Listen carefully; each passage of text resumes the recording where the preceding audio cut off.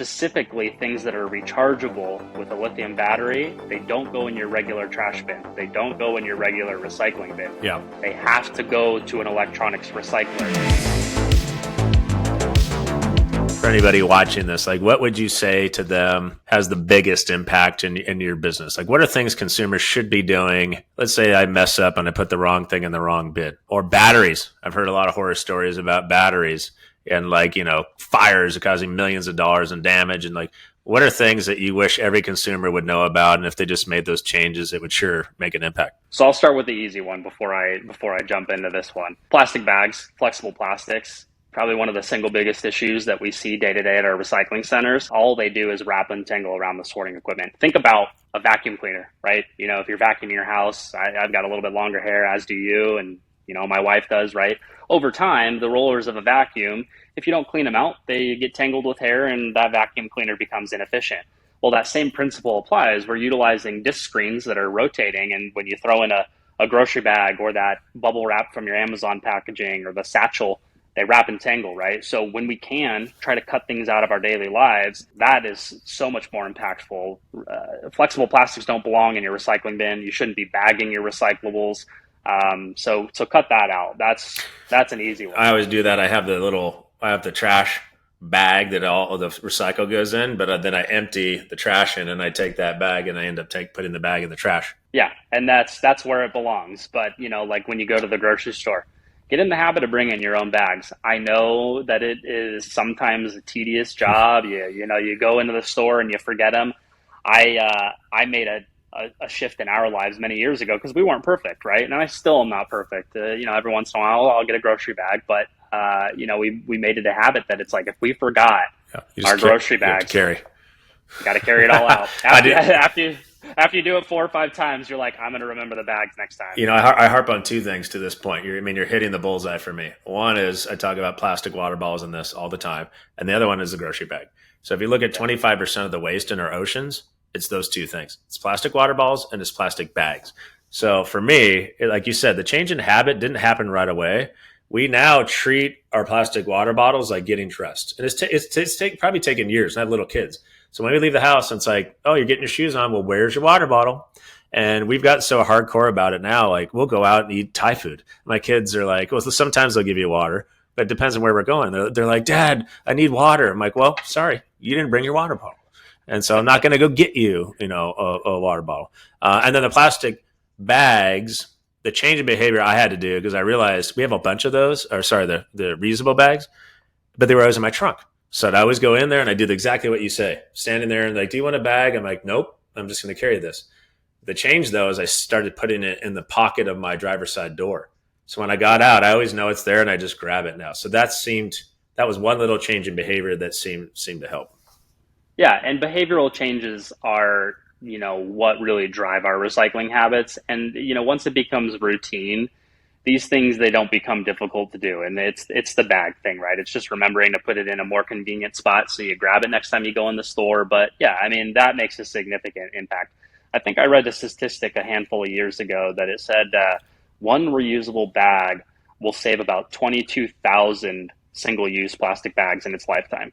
And again, it's huge. Kind of what we were talking about at the beginning, right? When you think about, okay, that's 22,000 for me, but it's 22,000 for you. Yeah. It's 22,000 for everyone I know, right? Do the math. What was the other thing? So you talked about bags.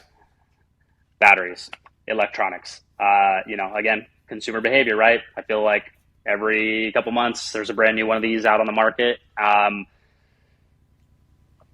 People, I think they look at a cell phone, laptop, electronic device, and they say, okay, it's got a glass screen, it's got metal components, there's plastic components, and potentially by themselves, they're recyclable. But again, confusing the idea either with reuse, that reuse constitutes recycling, or that, these things can be recycled. They throw it in the bin, not understanding that a lithium battery is one of the scariest things that our industry has been facing over the last handful of years.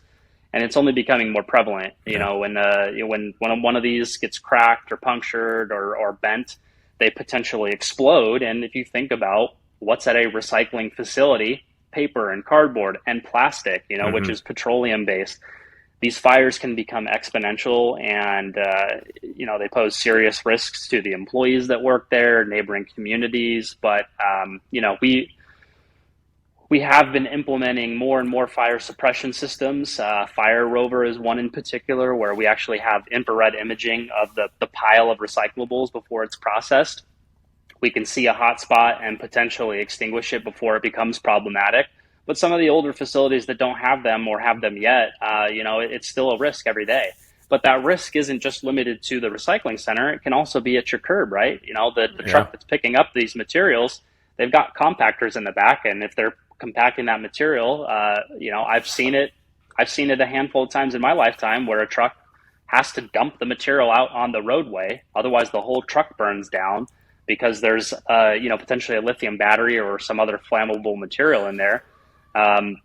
It's important to understand that e-waste, specifically things that are rechargeable with a lithium battery, they don't go in your regular trash bin. They don't go in your regular recycling bin. Yeah. They have to go to an electronics recycler. Whether you take it to a Best Buy or you utilize a mail-back program of some sort, they cannot go in your curbside bins. Yeah. I think here there's certain days, or I think I can take my batteries, which I just put in a big bag, and if I leave it on the one of the trash, they'll hand take it out separately. But I know that was a newer thing that we started doing. Yeah, and we do have some communities around the United States that will have those little battery collection programs.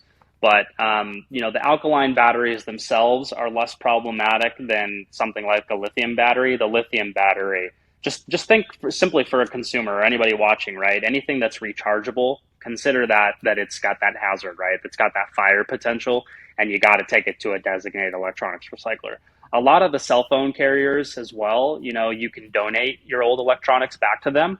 If they're still usable, I know especially with like iPhones and Androids, they're still valuable even if they're a generation or two old. So you can sell them, right? You could sell them on OfferUp. You could sell them through shameless plug. Through some shameless plug, right? You could sell them through something like that. But as they become older, if they're still usable, consider donating them. I can't remember the carrier, but the program is called Cell Phones for Soldiers. And, you can donate them there, and then they can send them overseas to soldiers, and, they can put minutes on them. So there's a lot of great opportunities to keep things out of the waste stream. And that's really what we should be doing is, thinking about how we can keep things out of the trash or even out of the recycling stream. Donation, reuse, those are all first and foremost before it comes to the disposal side of things. Mm-hmm.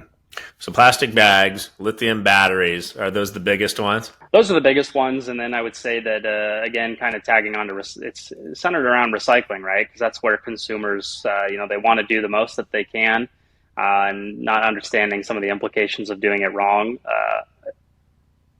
Residual food and liquid can be problematic, right? We do have to rinse out our recyclables, and it's a gentle, quick rinse, right? I'm not saying take a peanut butter jar and sit there and scrub it with soap and water for 30 minutes, right? But, if you've got a pasta sauce jar, right? A little bit of residual sauce in there, squirt some water in there, swirl it around, tap it dry, throw it in the bin.